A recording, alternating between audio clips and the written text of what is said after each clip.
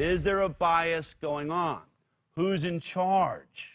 Who's making all of the decisions? Who's funding this? Where's the money coming from? Who's on your television channel? I've said it before, I'm going to say it again. I stood on every stage around the world for the last 2 years saying Pharma is going to try to take over the world. It's the most powerful lobby in Washington. It's outspending oil and gas 2-to-1. It's paying 50 to 70% of all advertising on your television. All of your news anchors work for Pharma. That was never made more clear than what I'm about to show you. I'm going to show you how television works because I come from television. I worked at CBS, as you know. I won an Emmy Award for working on the CBS medical talk show, The Doctors. Before that, I was a producer for the Dr. Phil show. I know a lot about what I'm talking about, and what I want to show you is, and by the way, when you work on those shows and you are a television doctor or on a panel of television doctors, you have to be really, really careful about what you say. You have to make sure that your data is correct, because the last thing that any television doctor wants to have happen is to get called out for inaccurate information. So believe me, they don't hop on a radio show, they don't hop on a TV show without a team of scientists and a team of producers like me all sitting down and making sure, yeah, Dr. Phil, you can say this, don't say this, this hasn't been proven, this. He gets the okay and he goes ahead. 3 of those doctors, Dr. Oz, Dr. Drew, Dr. Phil, all had similar messages. When they sat on televisions around the world, really, this is what they had to say. How much damage is the media causing now the way they're covering us?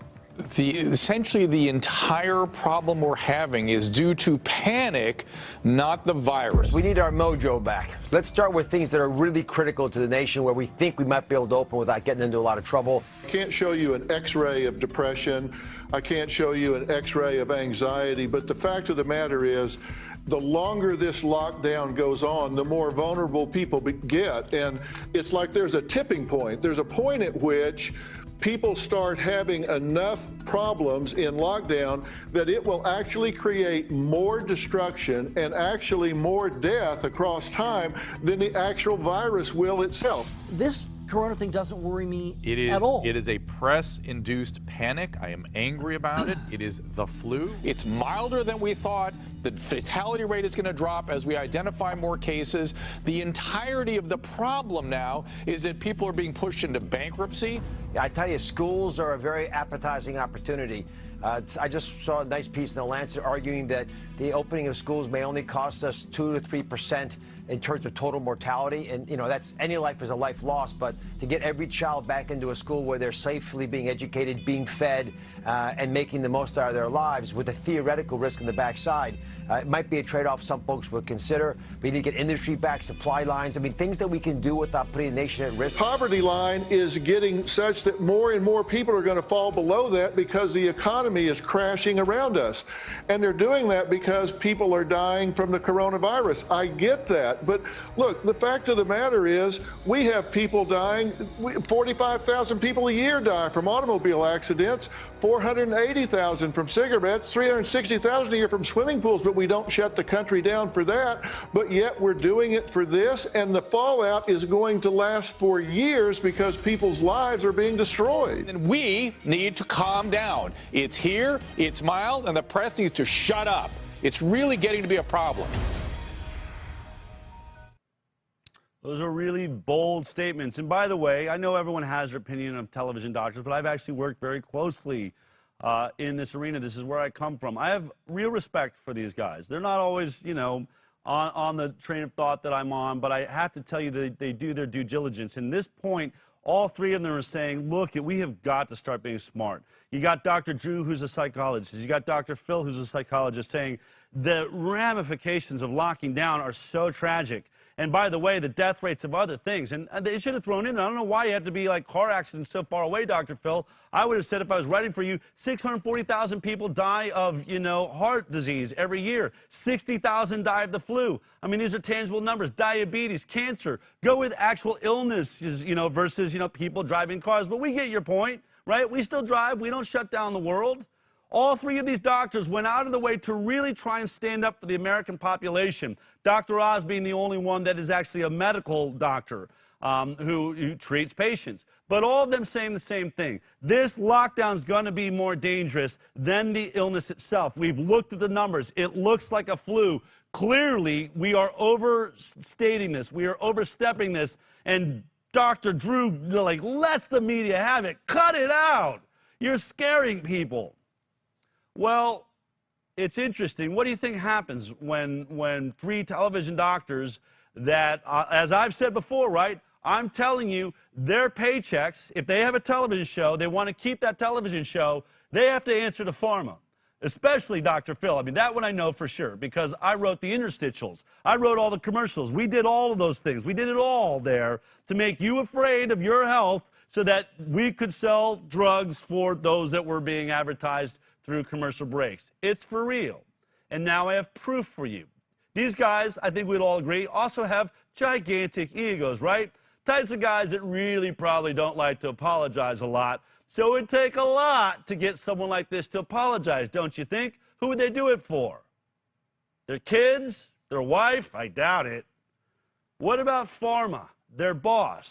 What happens if their boss says, you better cut that crap out, you better go grovel, you better bend over and take it right now. You take it back.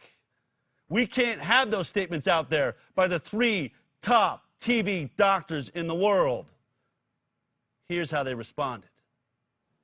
My early comments about equating coronavirus with influenza were wrong. They were incorrect. I was part of a chorus that was saying that, and we were wrong. And I want to apologize for that. I wish I'd gotten it right, but I got it wrong. What I did not get wrong was every time I took a position, I always said, make sure you listen to Dr. Fauci, because he is the person we must look to. I've realized my comments on risks around opening schools have confused and upset people, which was never my intention. I misspoke. As a heart surgeon, I spent my career fighting to save lives in the operating room by minimizing risks. At the same time, I'm being asked constantly, how will we be able to get people back to their normal lives?